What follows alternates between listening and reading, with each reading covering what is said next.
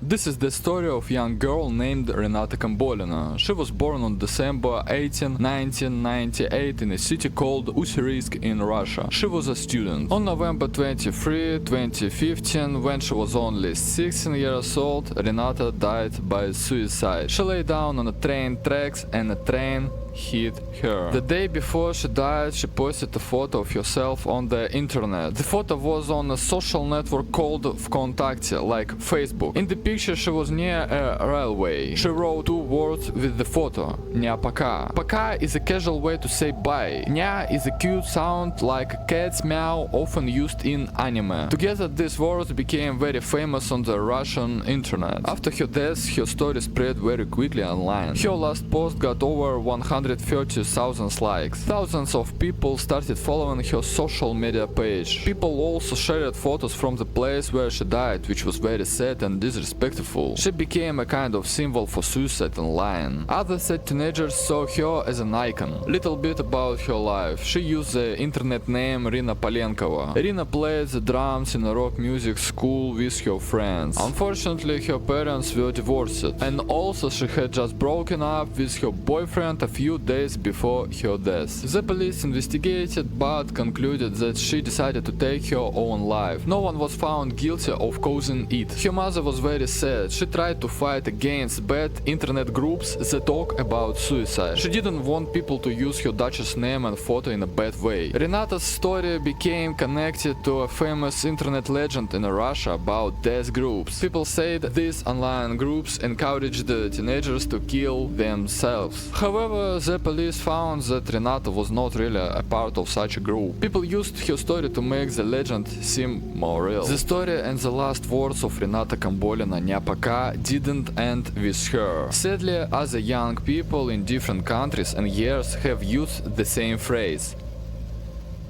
A year after Renata's death, in a Russian town called Voronezh, a 15-year-old girl died by suicide. Before she died, she wrote the same words as Renata, Nya Poka, as her status on social media to say goodbye to her friends.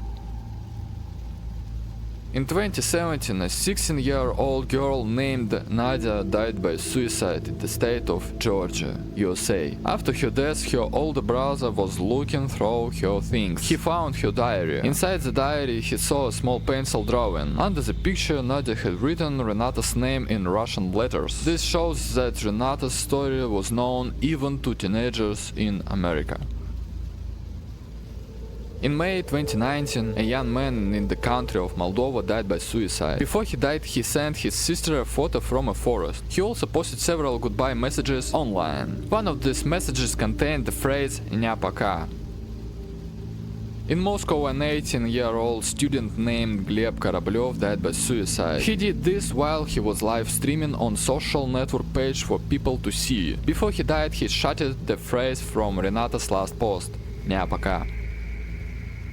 In November 2023, in the city of Volgograd, two friends died together after jumping from a tall building. Before they jumped, they were live streaming from the roof. They were taking selfies. One of the girls used the phrase Nya Poka as the caption for her selfie. More recently, in April 2025, a 19-year-old man in the city of Lesnoy died by suicide. Before he died, he posted a goodbye message online. In the message, he mentioned Renata's phrase. He wrote that he always wanted to pay respect to this meme. The story of Renata Palenkova is very sad and complicated. It is a story about the personal pain of a young girl, but it also became a huge story on the internet. Her last words, Nya Poka, became powerful and dangerous symbol. They showed other sad and lonely teenagers that they were not alone in their feelings. But this symbol didn't help them live. Instead, it became connected with death. Most importantly, Renata's story reminds us that life is everything we have. It is precious and unique. Even when people feel very sad and alone, there is always hope, and there are always people who want to help. If you or someone you know is feeling sad or thinking about suicide, please talk to an adult you trust, a parent, a teacher, or call a helpline. And always remember, your life is important.